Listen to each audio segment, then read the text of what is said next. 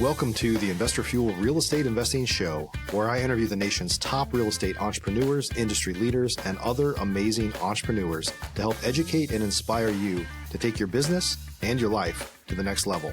My goal is to add tremendous value to you during every single episode of this show.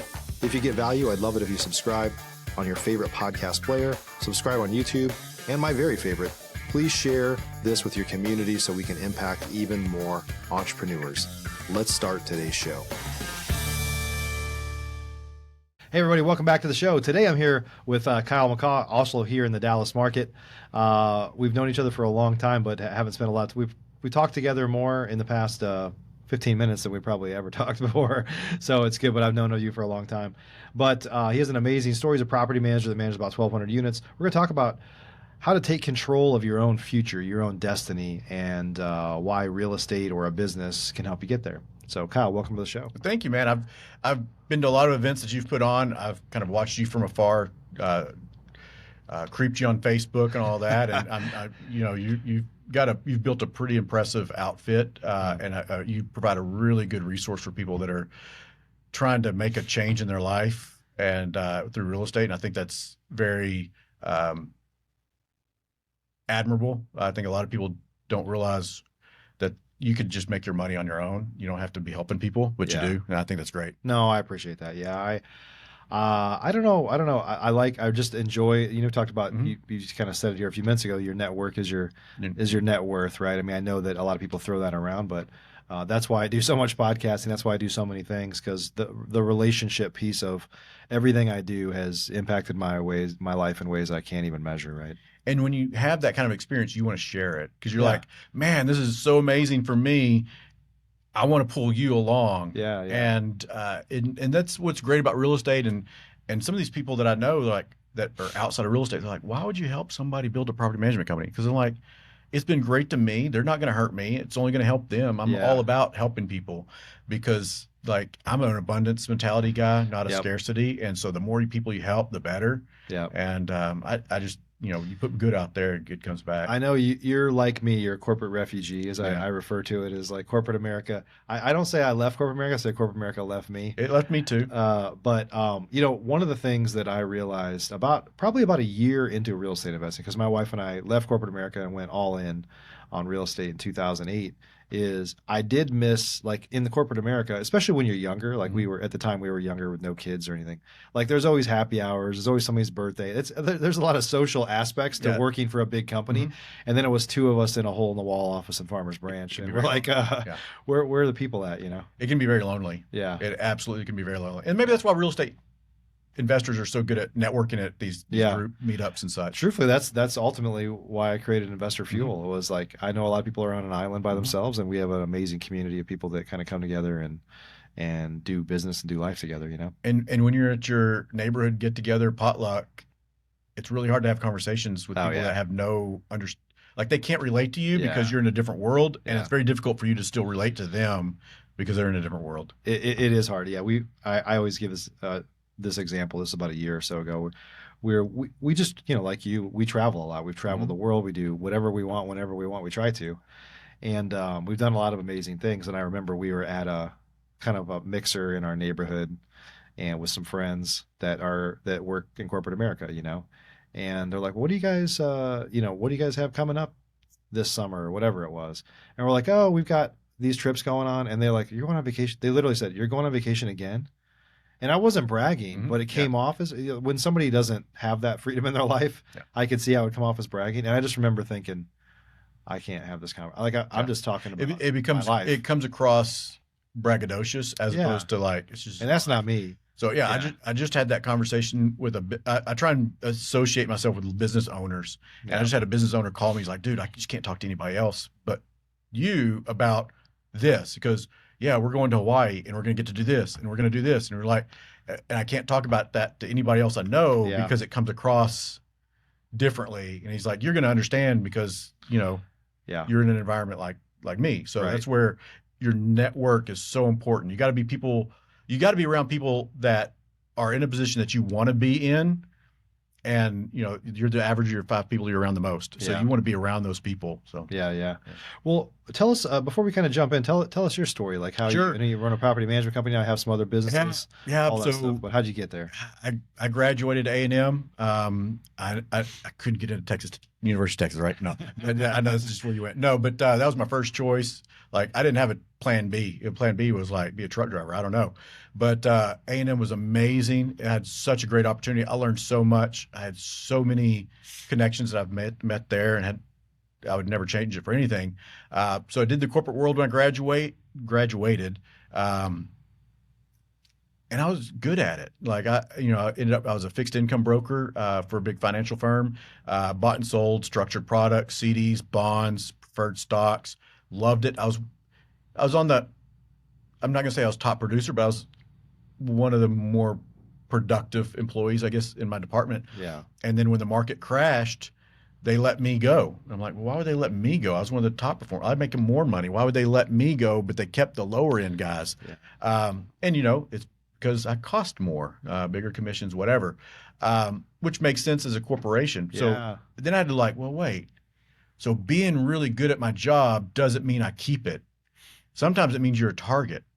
And so at that point, I realized I needed to take control over my situation. So at that point in time, I had a little hobby business of property management, but I was trying to buy rental houses because that was my long-term retirement plan was to own rental houses, and that would be my 401ks.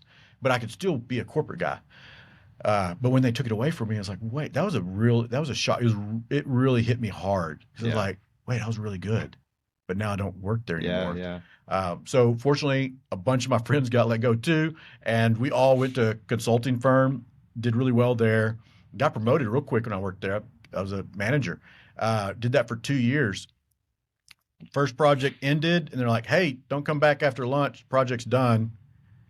And then they, don't worry, put your name in a hat, and we'll put you back on the next project. I was back on another project in a week. Not a big deal. But what's funny, during that gap, I made more money just doing some rental stuff, like on my own, Yeah. than what I was making per day at the job. So I was like, okay, well, maybe that might be something. I kept that in my mind. So the next project ended, and they said, hey, project ends on Friday. Update your internal corporate resume, and we'll get you on the next project. And I just said no. I just felt it in my stomach. I was like, I'm not meant to do this. I had a great job today, and it's gone next week until they put me on another project. And I'm like, no, that's not. I got to have more control over my life. And so I told my boss, I was like, no, I'm not going to update. He's like, no, it's not a big deal. Look, you'll be on another project next week. We just got to update your profile so we can click your name, put you on it. And I was like, no. And I felt really comfortable about it. I don't know why. Maybe I was young and naive or stupid. I don't know. But I was like, no, I just can't do this again. And so I went home and I just hunkered down, buckled up. I'm like, I'm going all in. And so I had this little hobby business on the side, didn't make any money in property management.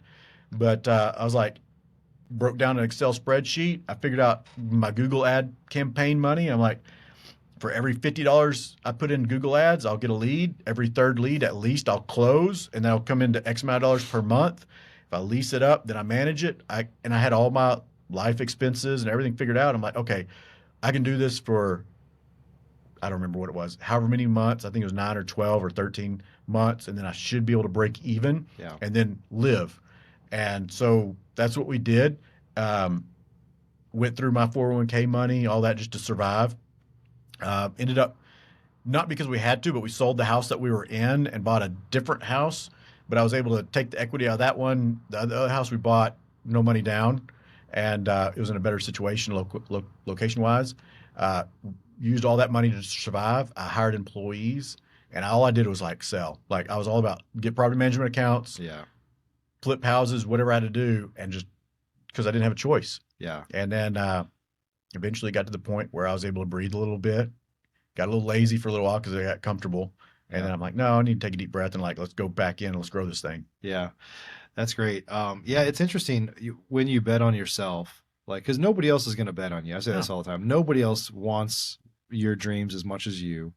Nobody else wants you to succeed as much as you. Even your immediate family other than your spouse probably, but Yeah. like even your family, like they wish you the best, Mhm. but they're not willing to do what you're willing to do for yourself, Mhm. right? Ultimately. And I always, there's always this like thought of like, I tell people, a lot of people have asked me like, should I quit my job to jump into something? And I'm like, I don't like, you have to feel that in your gut. Like, I don't want to be responsible for telling you to Yeah. quit your You job. don't, yeah, you don't want But that guy. having done, gosh, it's got to be 2,000 podcasts now, and just knowing a ton of people, it's like the people that I've known that have made that jump burned the boats. Like they basically said, I'm shutting this off and I'm turning this on and I'll do whatever it takes to be successful. I'm sure there's a lot of people that were in my same situation and ended up in the homeless shelter, like as opposed to being successful. Because your odds of really making it, they're not super, super high. And it's not that I'm smarter than the next guy. It's just I wasn't going to give up. Yeah. And, I was listening to Alex Hermosi. He's another big podcast guy. Yeah. And I was like, the difference is, and a successful business owner is like, quitting's not an option. Like, right. I get up every day like this is what I do. I think there's a lot of people that go out and say, hey, I'm going to be a real estate investor, or I'm going to do this. And they wake up because they think they're going to have more flexibility and freedom. Like, yeah, I have the freedom to work whichever 80 hours a week I want. Like, it's not like you haven't earned that. Right. So it's not like I got to sleep late. I got up every morning just like I did in corporate world and put on my pants and went to work. And I mean, there was days my wife didn't even see me because I just worked all day, all night until it finally worked. Yeah. So I think a lot of people don't have that stomach. But if you do, if you have that stomach and you want to take control of your situation, I think it's the best thing that you could ever do for you and your family and your generations behind you. Yeah. And the thing is you need that structure though. Like that is the problem with a lot of people that leave corporate America is they're used to working from 8 to 5 or 9 to 6 or whatever the hours are. And you have a structure of meetings and there's things happening, right? But when you go out in the entrepreneur world, like there's no structure. Like you have to define that. But if you don't have the fortitude to kind of say, I'm going to treat this just like a job, because it is, right? I mean, when you start your business, you're not a successful entrepreneur. Like you shouldn't even be putting I remember literally when I got my business cards printed, I put CEO on my business card and I was like, I haven't even earned $1. Yeah. And then I realized when I'm buying houses, like nobody wants to think that I'm the CEO. Like I don't know what I'm doing. Yeah. So it was stupid. It's funny how it was like ego, but it's like, it is an ego. It is when people jump out at first, it's look at me. Right. And then like, I don't even have a business card on me right now because I don't either. I don't give them away. I don't give them away. Yeah. It was like, that was your validation at that point in time because you didn't have anything else to validate you. Now I don't need anybody to validate me. I don't need anything to validate me. Right. It's just, I am what I am. But early on, you need those wins. There was another gentleman that was a mentor to me, and he once told me, like, when you go into sales, this is when I was in sales, he was like, when you come home, like the best thing for your wife or your spouse to say to you is like, not, did you make a sale? It was like, was it a good day?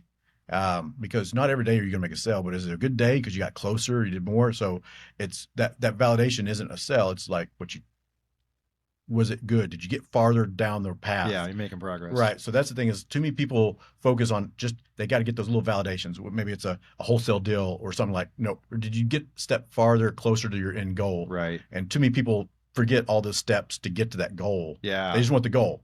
Like, well, that's today, but you need, we're talking about 20 years of worth here. Like, don't give up 20 years of value for a short-term decision. Like, I say that all the time especially with real estate investors. It's like everybody wants to buy a house or do a deal, but you don't do those every day. Even like the best guys don't do those every day, right? So it's like you need to focus on the upstream activities. Like, did you make an offer? Did you make 5 offers today? Did you talk to 10 people? You got to kind of have the activities feed ultimately the goal, right?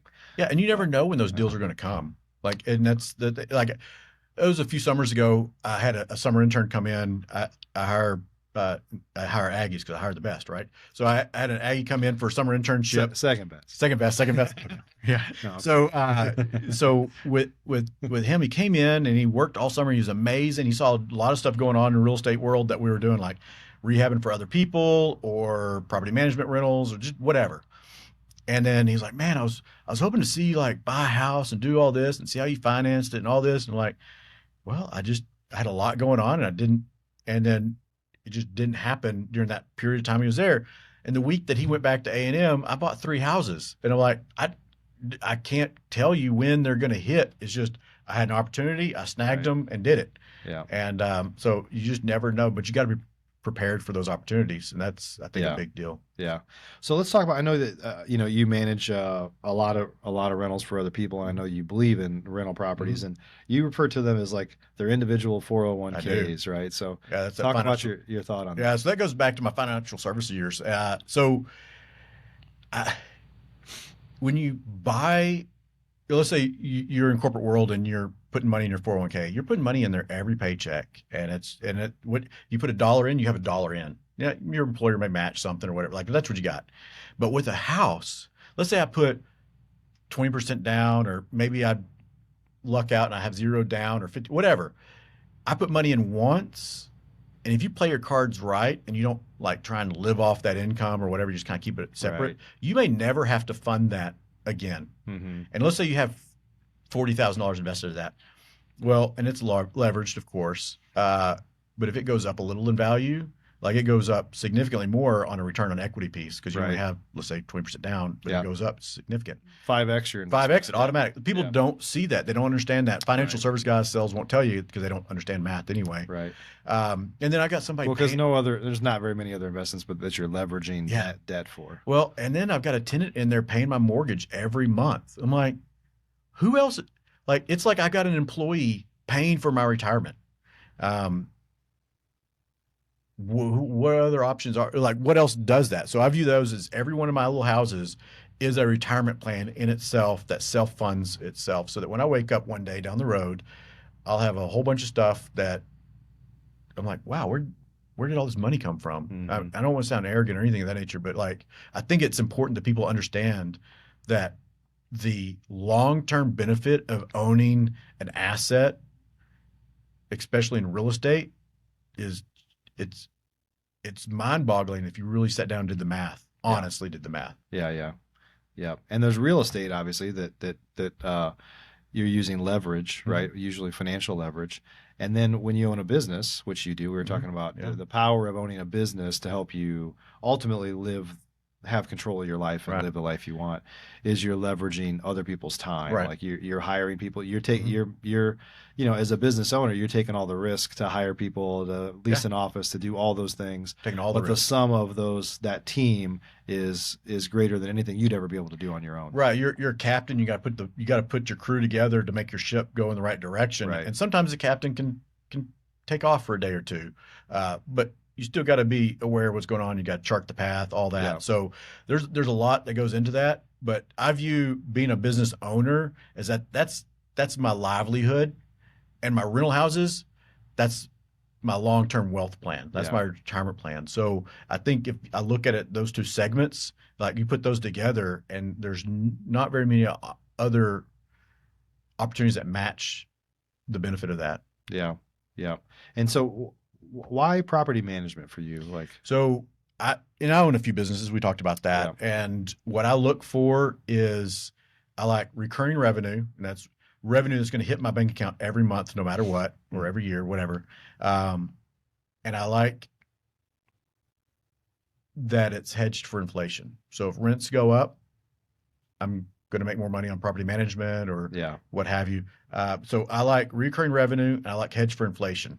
So property management does that. And my thing is, I don't have to worry about, because I've been in sales for years. So if I went out and sold something, that's why I'm not really big on real estate agent world, is like, I can sell that house and make a good commission today.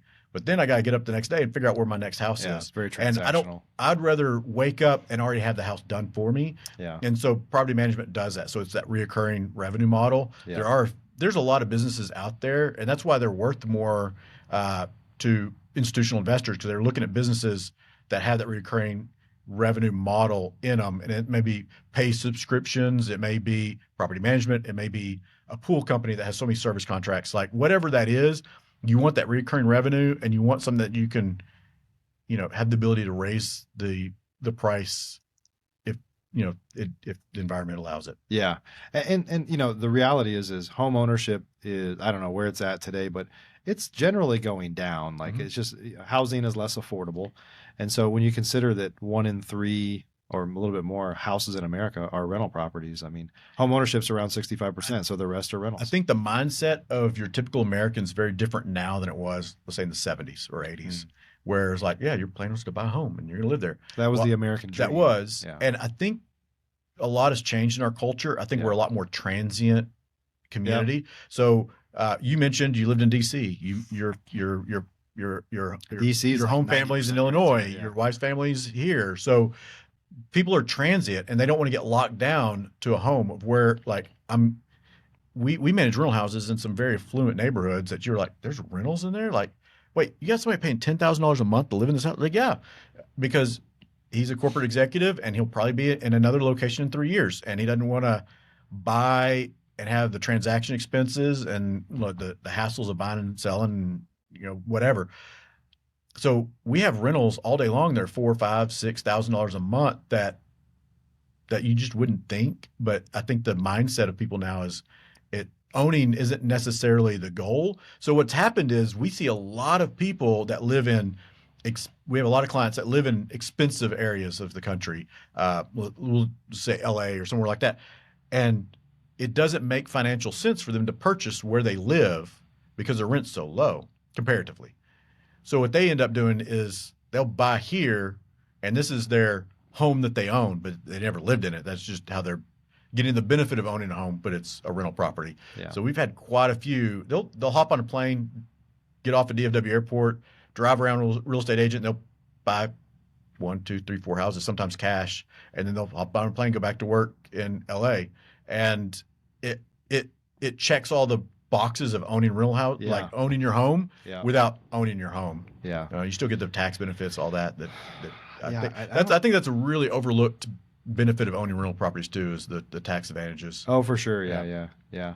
And home ownership, like let's face it, it's not all it's cracked up to be. I mean, it's a lot of work. I mean, this is a little bit of a different story. I have my ranch in East Texas now. It's 104 acres, and we're like labor. We're like doing hard labor out there. Yeah. So, but it's hard to maintain a home when you have maintenance issues and stuff like that. I just think of like all these things that happen all the time. I'm like, if you rent, it's like I can just call somebody to fix this problem because it's not my problem, Yeah.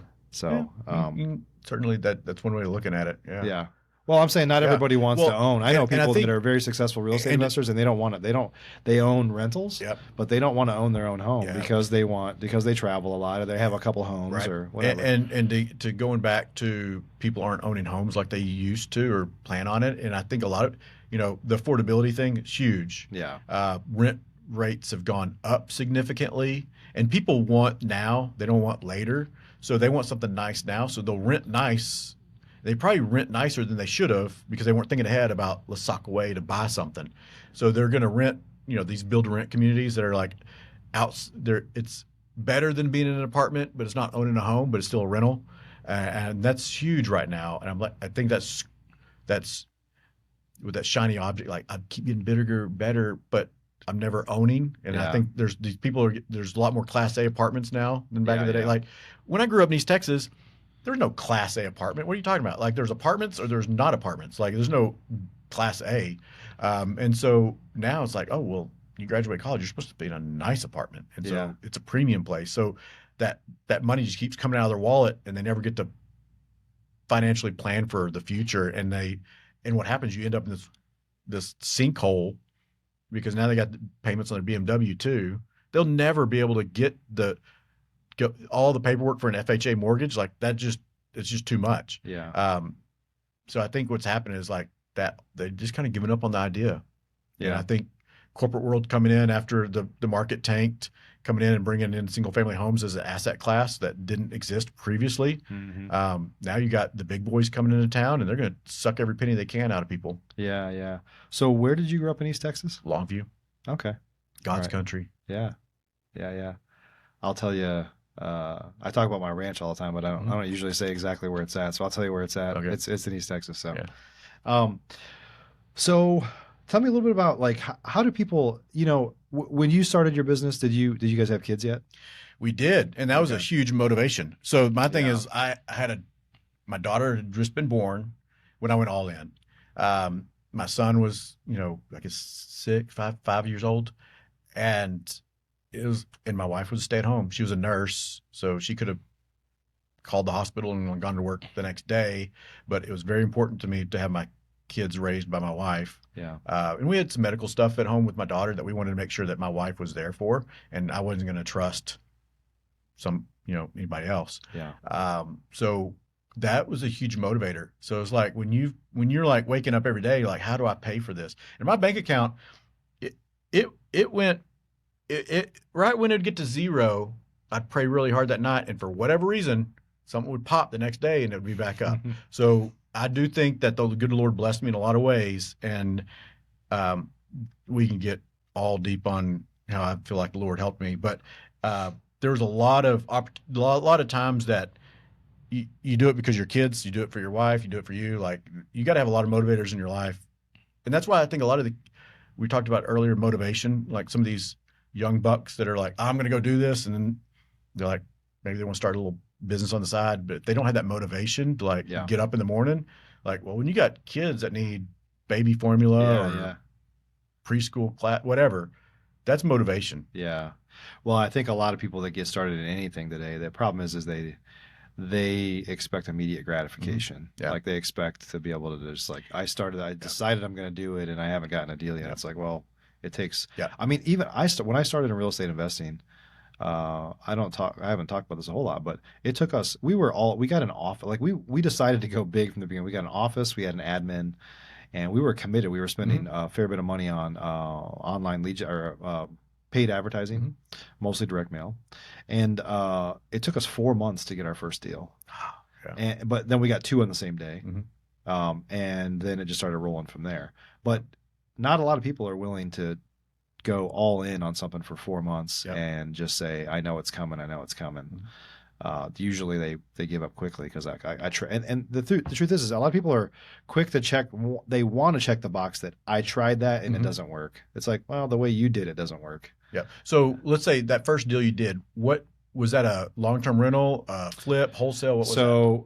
Because we got 2, one of them we fix and flipped, and one of them we wholesaled. Okay. We fixed and flipped the one that was by far, I've flipped hundreds of houses here, and it was one of the worst we've ever bought, the very first one in hindsight. And we did everything wrong, and we still made money on it, fortunately. But you learn. Yeah. It's all about learning. No doubt. There's no such thing as a free education. No. And so I view that as a business. And so buying long-term rentals, that's your investments. So you have people that go into business, and there's people that are buying rentals, long-term rental. That's your investments. Yeah. And I think a lot of people don't distinguish between the two. So kind of like talking about wholesalers or flippers, like that's not a long-term game. Long-term game is you got to sock money away. Yeah. So we were talking a little bit about, just like when I grew up, my family was very blue collar, but my dad, my grandparents, they all worked for one company for like 30 years, basically, or however long, got a pension, left and stuff. And of course, that's just not really how it works anymore, right? I think there's a lot of concern about AI taking jobs, and if you don't have a really, really solid, unique skill, like, nobody's really safe at this point. And so, like, that's part of why you started your own business, right? That's part of why we advocate people starting their own business or having another stream of income, right? And so when you've had a good job and it yanked away from you without notice, you're always like, how am I going to get screwed? How am I going to get screwed? How am I going to get screwed? That's all you wake up and you worry about, who's going to take my money from me for a good while. And so that's why I went into product management. And there's a lot of these startups are trying to, you can manage your house with this app, or you can do this. Like, I don't know. Like, there's a little more to it. There's a little bit more to it, and it's really scary. A lot of these tech companies come in thinking, this is easy. We'll just have a algorithm that does this. It's Excel spreadsheets are only so good until boots have to be on the ground, and they don't value that piece of the equation. And unfortunately, or fortunately, that's a very huge part of the equation. So my thing is, and I'm aggressively trying to either buy or build other companies too, and I think we've kind of talked about that. But so I'm always looking for home service businesses or others that can't be outsourced to overseas or to a program. So Right. I have a property maintenance company, and I've got a general contracting company, and I've got employees that are, solid and they can do all the work, but you can't outsource my changing a fan to a guy in India. And you can't, like, there's certain things like the sewer backs up in a rental or your home, you're going to need somebody to clean that sucker out. Yeah. So my thing is like, you can't outsource that. So I'm always like, how do I hedge myself for the future?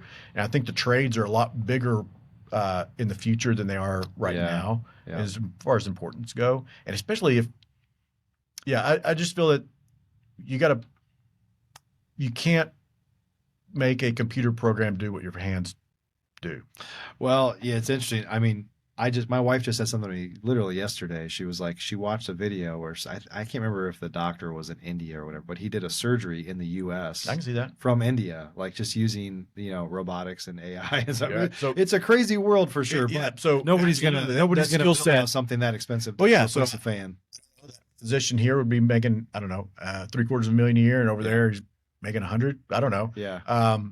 But you still had to have somebody prep and all that. Yeah. So there's certain things that are always going to be here, and then there's always going to be things that, hey, I've got 10 employees that are overseas. So I'm like, how do I lower my cost structure but not give up on customer service? Yeah. And so you've kind of always got it. But I'm running 13 trucks right now. So I'm like, I've always got guys here, but I have to balance my cost structure because I couldn't, function if I had all my employees here. I wouldn't make a living. I get it. I'd be out of business. I get it. Yeah. So what's the goal for you? I mean, you're building this business. We talked about this up front. So, like, is this something that you want to bring your kids into at some point? Or? I think your goal is, your goal today isn't what your goal was last week, and your goal tomorrow is not what your goal is today. So like when I started, my goal was to pay the bills because like I just needed to survive. Right. Like it was a survival mode. It wasn't like, let's go have some luxurious island vacation or something. It was like just survive. Yeah. And then I got to that point, and it was a lot of blood, sweat, and tears, a lot of stress. Like if I would, it'd be enough to put most people in a heart attack, like when you're running, like starting from scratch. And I made it. And there's in these real estate meetup groups, you hear about all these people like lifestyle businesses, and you're like, I'm like, man, that sounds great. Like maybe I can take the foot off the gas pedal and relax a little bit. And I did. And it was nice. I had a good home. I had a good environment. I had everything like, okay, I can chill. And you can only do that for a couple of years before you get antsy. And so like I hit all my goals. Like I could really like just kind of sit back and like coast. But I was like, but there's so much more opportunity out there. And I always see those. So then my next goal is like, well, let's get this thing to, Texas A&M has an award every year they give out. It's the Aggie 100, the 100 fastest growing Aggie owned or operated businesses. Mm-hmm. And 2019, I got number 6. That was my goal. It's like, I want to be on the list. I don't care where I'm 100 or I can be 1. I don't care. I just want to make the list, like be that goal. And that was an amazing thing, like unbelievable. I had such an amazing time with that. And then I kind of realized sometimes maybe I got a little too aggressive. I had to swallow what I'd grown. And then I sat back and like, let's take this thing, see how far we can go. Like maybe we do get 800 houses, 1,200, whatever. Since then, I've been on the Aggie 100 3 more times, and I had a blast every time, and I've gotten to meet some really great people through that. Mm-hmm. So what my next goal is, I used to have this goal is like, I want to do a month-long vacation. And I just figured it'd be December because that's the low season for property management. And so I've done that. I did it in June, not in December. And like, well, that was fun. Like, what's the next goal? So I don't know what my new goal is. Like, I've got these kids at home that I'm like, I don't know what they're going to do. And I think the world that they're going to grow up in, like, is going to be a lot more difficult to get ahead than what it was for us. Yeah. So do I want to have something where they can step in? Maybe. Do I want to sell it? I don't know. I don't think I'm going to sell it. I think I'm just going to keep growing and whatever opportunities are. So I'm trying to build out my home service companies. I've got a couple. And I would like to see that. I don't want to say numbers because I don't want it to sound, what may be a big number to me or to you may not be to somebody else or vice versa. But I want to be situated I want to be immune to economic environments. I guess is a way to put it. Yeah. Like I want to be where they call it the FU money or whatever. It's not Elon Musk, but I want to be somewhere like, okay, well, crap, this happened in our economy. That sucks for them. Yeah. Like, I want to be okay, Yeah. and no matter what the situation is, Have plenty of cushion. I want to have that cushion. So I that, kind of call it widening your moat. yeah, widen that moat up. And I want to be able to.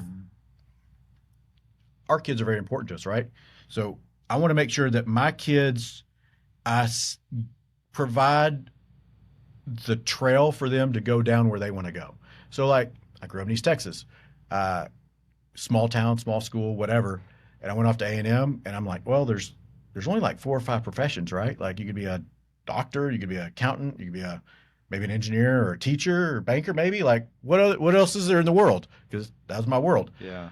Then I graduated A&M, and like, wait, you did this, your dad, what? Like, there's all these other things out there. And, I start learning about all these other opportunities. And I wanted, like, you know what? Had I known, I would have gone a different route.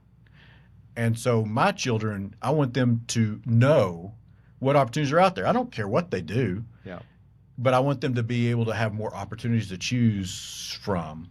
So my job as a parent is to, like, my son, he seems to like finance. He likes the idea of money. Okay, so what can I do? So I've tried to place myself into environments where I'd be communicating more with private equity guys, real estate buy or people that buy and sell companies, Yeah. things of that nature. And when it's time for him to decide, like, hey, Paul has this really good business over here. They're rolling up dentist offices. I think it'd be good for you to maybe see if you can get an internship with him over the summer. Things of that nature. So you can be exposed to things. So I'm trying to set my kids up to be able to make good decisions for them. I'm a big, people say, oh, well, I started from scratch, so my kids need to start from scratch. I don't think that's right. I think that's a disservice. I think my kids should start where my ceiling hits. So, like, they're on my shoulders. Yeah. So that's what I'm trying to do. Yeah. And so That's awesome. my daughter, I think, she's really young. She's in 5th grade right now. So, but I really do see her. I can envision what she wants to do with her life.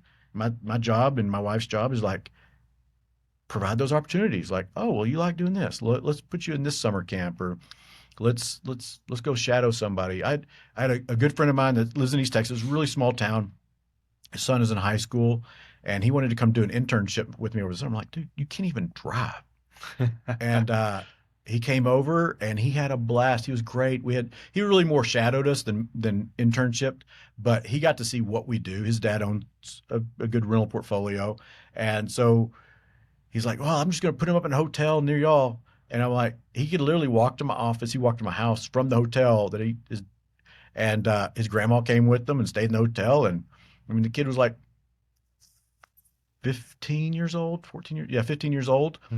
And I was like, dude, that's exactly right. Like, his dad set him up in an environment where he got to see everything in action that he may want to do later. Yeah.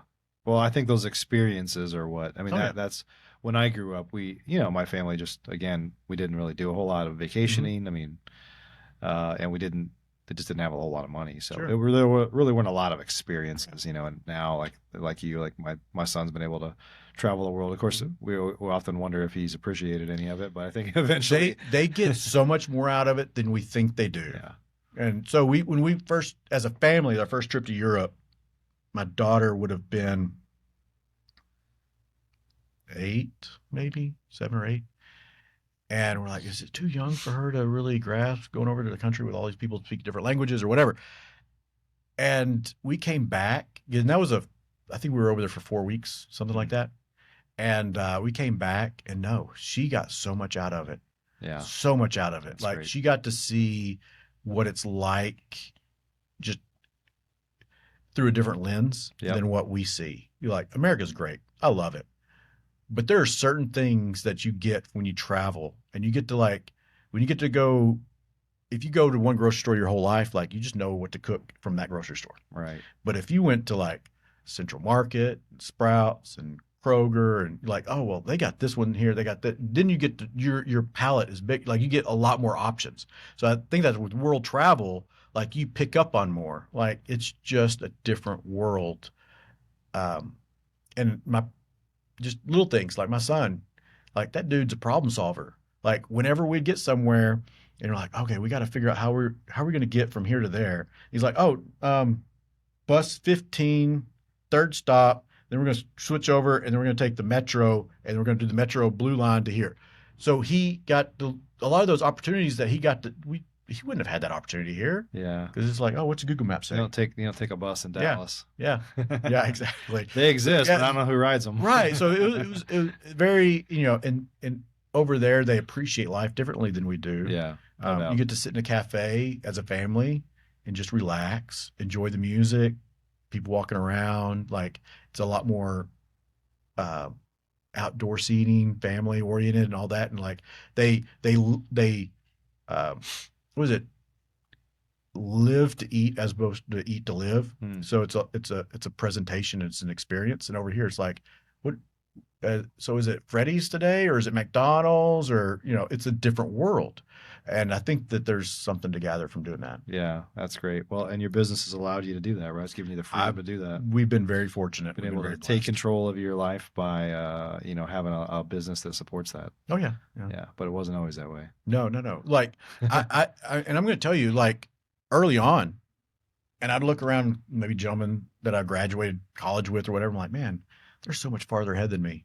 Like, man, he's probably banking or, oh, he's doing so good. And like, I got this and I got that. I'm like, oh, we just need carpet in our house. Like, it's just like, I almost felt like a failure for a long time because I wasn't where they were because of the decisions I made. I wouldn't quit out to be a corporate guy, but like the decisions I made didn't get me farther ahead quickly, but they got me way farther ahead by being committed in the long term. And that's the thing is a lot of people, it's like, it's time in the market, not timing the market. And it was one of those things where you just got to hustle for a long time and it pays off in spades. Yeah. Well, that's deferred gratitude. Yeah. Right. Yeah. It takes a lot of discipline. Yeah. Because, there's a lot of times you're like, oh, if I just sell a house, I get an extra 50 grand. I'm like, no, I can't do that. I need to reinvest that money. So, yeah. Yeah. So, Kyle, thanks for spending some time with us today. Thanks for sharing your story. I hope I brought value. Yeah. And sometimes inspired some folks to, I think there's a lot of people that want to start a business or there's a lot of people that have a business and they're kind of giving up. And I think, a couple of the things that you said, which we didn't really dive into, are like, you got to focus on sales. Like you got to generate revenue. You got to get that business going. It's discipline. Yeah. Because that's the fuel you need to keep things going. Yeah. And I think so many people get a win and they take the foot off the gas. Like, no, your foot needs to be on the gas hardcore for a long time. And you got to stack the wins. It's not one win or two. You got to stack them deep before you can afford to take off the throttle. Yep. If folks want to get a hold of you, where do they Sure. go? What do they do? So McCaw Property Management, that's my bread and butter company. Our job is to build wealth and income through real estate for people. So it's McCawPropertyManagement.com. We're here for you. We manage rental houses, pretty much any major metropolitan area in Texas, but our bread and butter is DFW. And our job is to help build wealth and income through real estate for people. Yeah. And since I think we got a little different angle than most in that I own rental properties. So we manage everything like mine. So it's not like, oh, I'm a real estate agent, I'm going to manage rentals for you. Like, no, like I understand what really is needed. Yeah. That's awesome. Thanks again for joining us today. Well, thank you. I really appreciate this time. I love talking real estate. I love talking business. Yeah, me too. I do a lot of it. So I do a lot of talking to other entrepreneurs. So guys, hope you got some good value from today. Like if you haven't started a business yet, or you don't own real estate yet, or for those of you that do, just understand that it's delayed gratification. Eventually those things will be worth way more. And they, if nothing else, they subsidize your income if you do have a W-2, or if you have a business, you can start to stack businesses and generate a lot more, not only cash flow, but wealth. So appreciate you guys a ton. We'll see you on the next show. Take care. Thanks for joining us for today's show. You can learn more about the amazing benefits of the Investor Fuel Mastermind community, including surrounding yourself with hundreds of other rock stars, 100% financing on your deals, and members-only discounts from vendors you're likely already using that, as a member of Investor Fuel, will save you more than the cost of your membership. Visit investorfuel.com to learn more. You can also check out the show's notes for access to free resources, how to get access to world-class lead generation, and even how to work with me directly one-on-one. Don't forget to subscribe so you never miss another episode. See you on the next show.